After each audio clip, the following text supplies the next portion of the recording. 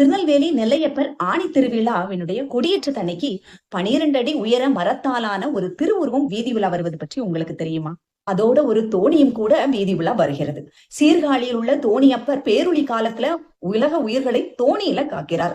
அந்த தோணியினுடைய வடிவமாகிய தோணியும் திருநெல்வேலி நெல்லையப்பருடைய தல புராணத்தில் 56வது சருக்கத்தில் நெல்லையப்பருடைய ஆணி திருவிழாவை திருமாலே முன்னின்று நடத்தி தருவதாக ஐதீகம்.